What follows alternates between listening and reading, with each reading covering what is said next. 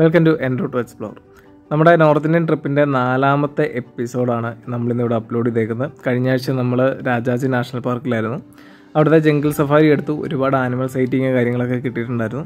അതെല്ലാം കഴിഞ്ഞ് ഏകദേശം ഒരു 4:30-5 മണിയോടുകൂടി നമ്മൾ രാജാജി നാഷണൽ പാർക്കിൽ നിന്ന് ഋഷികേശിലേക്ക് നമ്മൾ യാത്ര തിരിച്ചു. സൺസെറ്റിൻ്റെയൊക്കെ ഒരു ടൈം ആയതുകൊണ്ട് തന്നെ പോകുന്ന വഴിയൊക്കെ നല്ല ഭംഗിയായിരുന്നു. ഒരു കാടിൻ്റെ ഭാഗം തന്നെയാണെന്ന് തോന്നുന്നു. ഈ വെള്ളച്ചാൽ കാണുന്ന ഭാഗത്തൊക്കെ മൃഗങ്ങൾ ഇറങ്ങി വെള്ളം കുടിക്കുന്നതൊക്കെ കാണാമായിരുന്നു. മുന്നോട്ട് പോയപ്പോൾ ചെറിയ കുടിലുകൾ കണ്ടു, നല്ല ഭംഗിയുള്ള കുടിലുകൾ. ഒരുപാട് വൈകാതെ തന്നെ നമ്മൾ ആ ഋഷികേശിൻ്റെ ആ ഭാഗത്തേക്ക് എത്തിച്ചേർന്നു. നമ്മളതുവരെ വന്ന റോഡിൻ്റെ ആ ഒരു സ്റ്റൈല് മാറുകയും ചെറിയ ചുരങ്ങളും കാര്യങ്ങളൊക്കെ ആയിട്ട് വളരെ വീതി കുറഞ്ഞ റോഡുകളാണ് മുന്നോട്ടുള്ള ഭാഗം.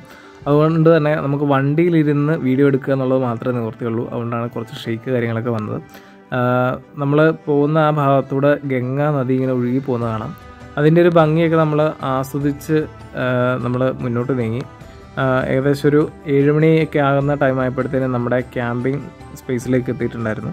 അപ്പോൾ നമ്മൾ വണ്ടി ഇട്ടിട്ട് കുറച്ച് താഴേക്ക് നടക്കണം. അവിടെയൊക്കെ നല്ല ഇരുട്ടായതുകൊണ്ട് നമുക്ക് വീഡിയോ ഷൂട്ട് ചെയ്തില്ല. അതുപോലെ തന്നെ നമ്മൾ വരുന്ന വഴിയിൽ നമ്മുടെ ട്രൈപോഡും വീണ് പൊട്ടിപ്പോയി. എന്തായാലും നമ്മൾ താഴെ എത്തി. താഴെ ഒരു ഡൈനിങ് ഏരിയ ഉണ്ട്. ഡൈനിങ് ഏരിയ റിസപ്ഷനും എല്ലാം ഒരുമിച്ചാണ്. അപ്പോൾ നമ്മളവിടെ ലഗേജൊക്കെ വെച്ച് വലിയ തിരക്കോ ബഹളങ്ങളോ കാര്യങ്ങളൊന്നുമില്ല. അത്യാവശ്യം നല്ല തണുപ്പുണ്ട്, കാറ്റുണ്ട്, ഫുൾ കാര്യങ്ങളവിടെ സെറ്റാണ്. എന്തായാലും നമ്മൾ നോക്കിക്കഴിഞ്ഞപ്പോൾ നമ്മളെ അട്രാക്ട് ചെയ്തൊരു സംഭവമാണ് നമ്മുടെ റോയൽ എൻഫീൽഡ് ബുള്ളറ്റിൻ്റെ ഒരു എവല്യൂഷൻ്റെ കാര്യങ്ങളൊക്കെ അവിടെ നല്ല രീതിയിൽ ചെയ്തു വെച്ചേക്കുന്നത്, ഫോട്ടോ ആയിട്ട് ഫ്രെയിം ചെയ്ത് വെച്ചേക്കുന്നത്. ഇത്തരത്തിലുള്ള ചിത്രങ്ങൾ കാര്യങ്ങളൊക്കെ ഭയങ്കര അട്രാക്റ്റീവാണ്. നമ്മളൊക്കെ പ്രത്യേകിച്ച് യാത്രാ സ്നേഹികളായതുകൊണ്ടും സഞ്ചാരപ്രിയരായതുകൊണ്ടും നമ്മളൊക്കെ പെട്ടെന്ന് അട്രാക്റ്റ് ചെയ്യും. പ്രത്യേകിച്ച് ബൈക്ക് യാത്രകളൊക്കെ ഒരുപാട് നമ്മൾ ഇഷ്ടപ്പെടുന്നതാണ്. എന്തായാലും കുറേ നേരം നമ്മൾ അതൊക്കെ നോക്കി നിന്നു. അത് കഴിഞ്ഞിട്ട് നമ്മുടെ വൈകിട്ടത്തെ ടീയും അതുപോലെ തന്നെ ഒരു സ്റ്റാർട്ടറും നമുക്ക് വന്നിട്ടുണ്ടായിരുന്നു. അപ്പം ഇത് കൂടാതെ നമുക്ക് വേറെ ഫുഡുണ്ട്. അപ്പം നമ്മൾ വന്ന പാടെ നമുക്ക് തന്നതാണ്.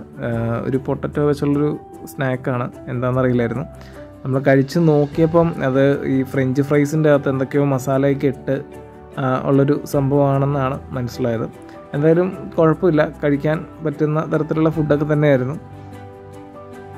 ഇതിനോടൊപ്പം തന്നെ 2 സോസും ഉണ്ടായിരുന്നു. ഒരു പുതിനയല്ല, എന്തോ ചട്നിയാണ്, ഒരു ഗ്രീൻ ചട്നി ഉണ്ടായിരുന്നു. അതുപോലെ തന്നെ ഒരു ടൊമാറ്റോ സോസും ഉണ്ടായിരുന്നു. എന്തായാലും നമ്മൾ അതൊക്കെ കൂട്ടി കഴിച്ചു. നമ്മൾ ഒരുപാടൊന്നും കഴിച്ചില്ല, ലിമിറ്റ് ചെയ്താണ് കഴിച്ചത്. കാരണം കിഴങ്ങ് പോലുള്ള സാധനങ്ങൾ കഴിച്ചു കഴിഞ്ഞാൽ ഗ്യാസ് ഉണ്ടാകാനുള്ള സാധ്യത കൂടുതലാണ്. അപ്പോൾ ട്രാവൽ ചെയ്യുന്ന ടൈമിൽ നമ്മൾ അങ്ങനെയുള്ള കാര്യങ്ങളൊക്കെ പരമാവധി കുറയ്ക്കാറുണ്ട്.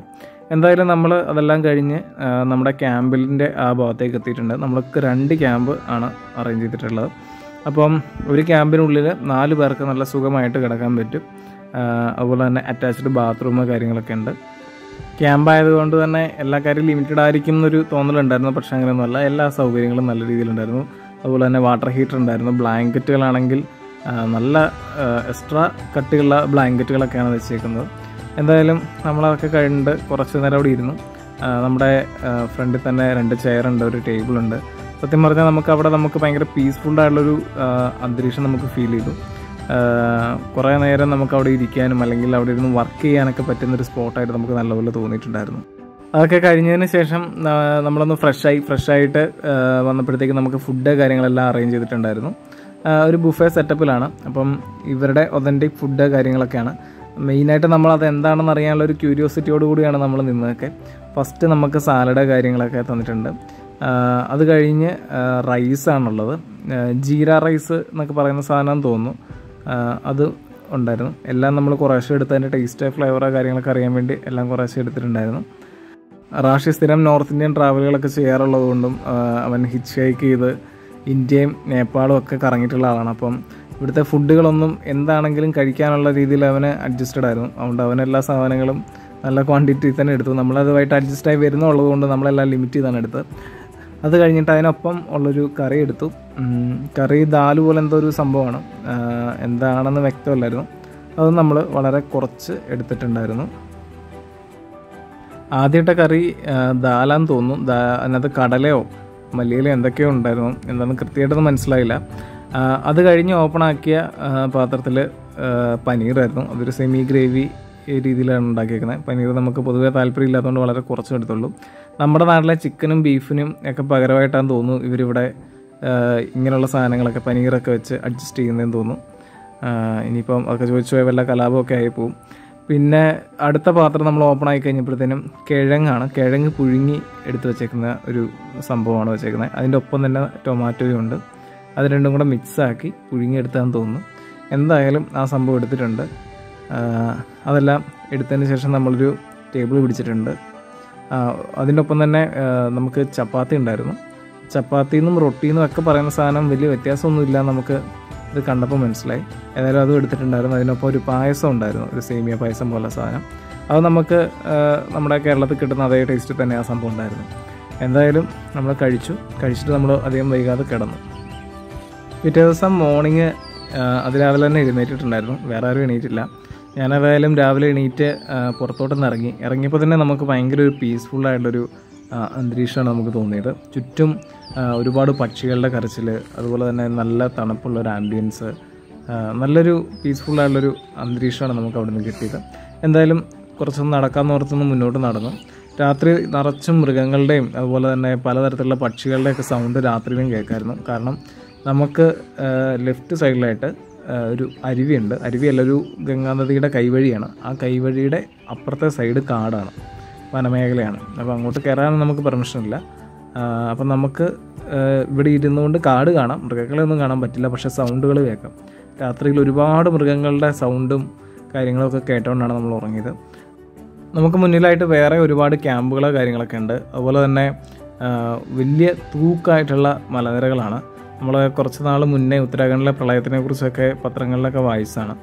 ആ ഒരു കാരണം എന്താണെന്ന് വെച്ചാൽ ഇത്രയും തൂക്കായിട്ടുള്ള രീതിയിലുള്ള ഒരു സ്ട്രക്ചർ തന്നെയാണ്. ഈ മഴക്കാലമൊക്കെ ആവുന്ന ടൈമിൽ ഇവിടെ വലിയ പ്രതിസന്ധികളൊക്കെ ഉണ്ടാകാനുള്ള സാധ്യതകളുണ്ട്. അത് നമ്മൾ വന്ന വഴിക്ക് നമുക്ക് പലപ്പോഴും മനസ്സിലായിട്ടുണ്ടായിരുന്നു. ഏതായാലും അതൊക്കെ കഴിഞ്ഞ് നമ്മൾ മുന്നോട്ട് നീങ്ങി. അവിടെ ഒരു ചെറിയൊരു വാതിൽ കണ്ടു. ഏതായാലും പൂട്ടിക്കിടക്കും, അല്ലെങ്കിൽ ഒന്ന് ഇറങ്ങാമെന്ന് നമ്മൾ ഓർത്തുകൊണ്ടാണ് അങ്ങോട്ട് പോയത്. തലേന്ന് ഞാനൊരു പ്രാവശ്യം കൂടെ വന്ന് നോക്കിയ സമയത്ത് രാത്രിയിലായിട്ടൊന്ന് നോക്കിയത്, ആ സമയത്ത് പൂട്ടിയിട്ടേക്കുമായിരുന്നു. എന്തായാലും രാവിലെ വന്നപ്പം പൂട്ടൊക്കെ തുറന്നിട്ടിട്ടുണ്ട്. ഞാനത് പതിയെ തുറന്ന് പുറത്തേക്ക് ഇറങ്ങി. നമ്മുടെ ചുറ്റും ഒരുപാട് ക്യാമ്പുകളുണ്ടെന്നുള്ള കാര്യം എപ്പോഴാണ് മനസ്സിലായത്. ഏതായാലും താഴേക്ക് ചെറിയൊരു വഴിയാണ്. നമുക്ക് അവിടെ നിന്നുകൊണ്ട് തന്നെ നമുക്ക് താഴത്തെ ആ ഒരു ഗംഗാനദിയുടെ കൈവഴിയായിട്ടുള്ള ആ ഒരു പുഴ കാണാമായിരുന്നു. നമ്മൾ താഴേക്ക് പതിയെ നടന്നു.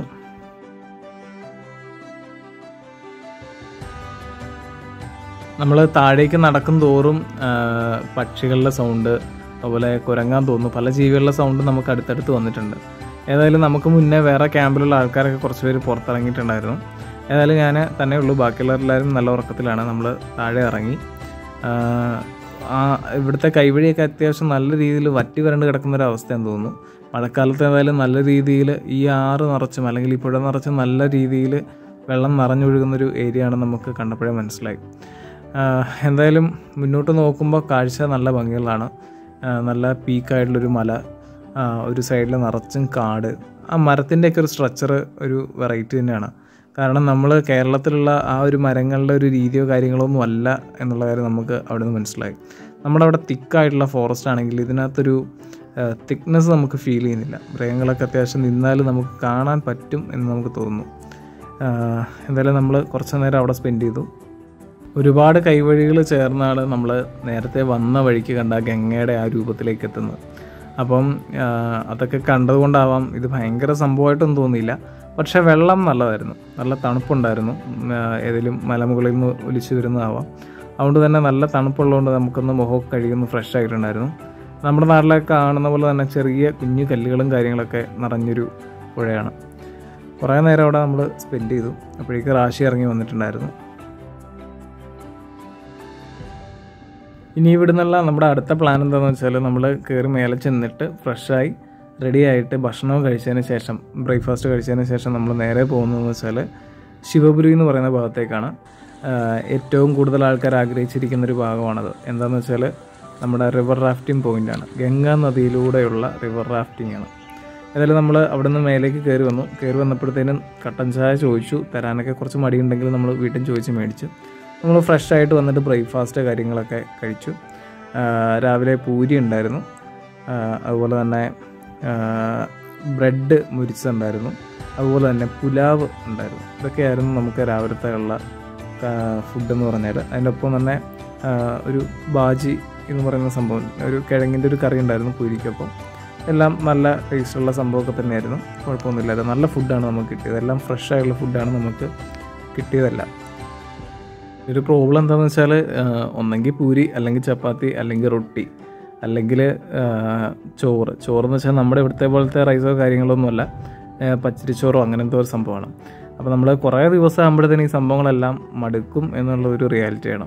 പക്ഷേ ഭക്ഷണം എല്ലാം നല്ലതുമാണ്. എന്തായാലും നമ്മൾ അതൊക്കെ കഴിച്ചു. റാഷിയാണെങ്കിൽ പുലാവിൻ്റെ അകത്തുള്ള ഉള്ളി മാത്രം സെലക്ട് ചെയ്ത് എടുത്ത് കഴിക്കുമായിരുന്നു. നമുക്ക് വന്നിട്ട് തോന്നിയൊരു നെഗറ്റീവ് എന്ന് പൂർണ്ണമായിട്ട് നമുക്ക് പറയാൻ പറ്റില്ല. നമ്മളും ടൂറിസം പരിപാടികളൊക്കെ ചെയ്യുന്ന ടൈമിലാണ് നമുക്ക് ഒരു ഗസ്റ്റ് വന്നു കഴിഞ്ഞാൽ ഭയങ്കര പ്ലീസിങ് ആയിരിക്കും. ഏറ്റവും ബെസ്റ്റായിട്ടുള്ള ഹോസ്പിറ്റാലിറ്റി നമുക്ക് കൊടുക്കും. ഇവരുടെ ഭാഗത്തുനിന്ന്, ഇവരുടെ മുഖത്തുനിന്ന് നമുക്കത് അനുഭവിച്ചറിയാൻ പറ്റില്ല. കാരണം ഭയങ്കര ഗൗരവത്തിലായിരിക്കും ഇവരെല്ലാം ഇരിക്കുന്നത്. പക്ഷെ ബാക്കിയുള്ള കാര്യങ്ങളെല്ലാം പെർഫെക്റ്റ് ആയിരിക്കും. പക്ഷെ അവർ ചിരിക്കില്ല. അപ്പം ഞാൻ റാഷിനോട് ഇത് ചോദിച്ചപ്പോൾ പറഞ്ഞു, ഇവർ ചിരിച്ചിട്ട് നിൽക്കാനാണെന്നുണ്ടെങ്കിൽ ഒരിടത്തും നിൽക്കാൻ കഴിയില്ല. ഇവർ പൊതുവേ ഇവരുടെ ആറ്റിറ്റ്യൂഡ് കാര്യങ്ങളൊക്കെ അങ്ങനെയാണ്. പ്രത്യേകിച്ച് സൗത്ത് ഇന്ത്യൻസിനെ കാണുമ്പോൾ കുറച്ചുകൂടെ അങ്ങനെയൊക്കെ ആണെന്ന് പറഞ്ഞു. എന്തായാലും നമ്മളതൊന്നും വെക്കാനും മൈൻഡ് ചെയ്യാനും പോയില്ല. നമ്മളെന്തായാലും ഫുഡൊക്കെ നല്ല രീതിയിൽ കഴിച്ചു. അടുത്ത നമ്മുടെ അഡ്വഞ്ചർ റിവർ റാഫ്റ്റിങ്ങിലേക്കുള്ള ആ ഒരു സംഭവമാണ് മനസ്സിൽ മുഴുവൻ. ഫുഡൊക്കെ നല്ലതായിരുന്നു. നമ്മൾ കഴിച്ചതിന് ശേഷം നമ്മുടെ ലഗേജൊക്കെ എടുത്ത് പുറത്തേക്ക് ഇറങ്ങുന്ന നേരം അത്യാവശ്യം നല്ല രീതിയിൽ വെയിലായ ടൈമിൽ നമ്മുടെ ആ പ്രോപ്പർട്ടി കാണാൻ നല്ലൊരു ഭംഗിയായിരുന്നു. ഒരുപാട് താമസിക്കാതെ തന്നെ നമ്മൾ അവിടുന്ന് വീണ്ടും വണ്ടിയിൽ കയറിയിട്ടുണ്ടായിരുന്നു. ഇനി നമുക്ക് ഏകദേശം ഒരു 8 കിലോമീറ്ററോളം നമുക്ക് ട്രാവൽ ചെയ്താലാണ് നമ്മുടെ ഒരു സ്പോട്ടിലേക്ക്, നമുക്ക് റിവർ റാഫ്റ്റിങ് ചെയ്യാൻ വേണ്ട ആ ഒരു സ്പോട്ടിലേക്ക് എത്താൻ പറ്റുള്ളൂ. നമ്മൾ അങ്ങോട്ട് പോയപ്പോൾ കണ്ടൊരു പാലം ഉണ്ടായിരുന്നു. ആ പാലത്തെ കയറി. അപ്പോൾ ആ പാലത്തെ കയറുമ്പോൾ നമുക്ക് കാണാം താഴെ കൂടെ റിവർ റാഫ്റ്റ് ചെയ്ത് പോകുന്ന ആൾക്കാരെയൊക്കെ. ഗംഗാ നദിയുടെ ഒരു നല്ല ഭംഗിയും അവിടെ നിന്ന് കാണാൻ പറ്റും. എന്തായാലും നമ്മൾ ആ എക്സൈറ്റ്മെൻറ്റോടുകൂടി നമ്മൾ മുന്നോട്ട് നീങ്ങി. മുന്നിലാണെങ്കിൽ കൊടും കാടാണ്. നമ്മൾ 16 കിലോമീറ്ററുള്ള റിവർ റാഫ്റ്റിംഗ് ആണ് ചെയ്തേക്കുന്നത്. നമ്മുടെ ഈ ക്യാമ്പുമായിട്ട് ടൈപ്പ് ഉള്ള ആൾക്കാർ തന്നെയാണ്. അപ്പം അവർ തന്നെയാണ് നമുക്ക് അത് സെലക്ട് ചെയ്ത് തന്നേക്കുന്നത്, എല്ലാം അറേഞ്ച് ചെയ്തേക്കുന്നു. അപ്പോൾ നമ്മൾ അവിടെ ചെന്നതിന് ശേഷം അവർ നമ്മളെ ഒരു 15 കിലോമീറ്റർ നമുക്ക് ഉയരത്തിലേക്ക് കൊണ്ടുപോകും, കുറേ ടോപ്പിലേക്ക് കൊണ്ടുപോകും. അതുകൊണ്ട് അവിടെ നിന്നാണ് നമുക്ക് സ്റ്റാർട്ട് ചെയ്യുന്നത്. നമ്മളേതായാലും വണ്ടിയൊക്കെ പാർക്ക് ചെയ്തപ്പോഴത്തേക്കും നമ്മുടെ ബോട്ടുമായിട്ടൊരു പഴയ ഒരു ബൊലോറോ എത്തിയിട്ടുണ്ട്. ഇനി നമ്മൾ ശിവപുരിയിലേക്കുള്ള യാത്രയിലാണ്.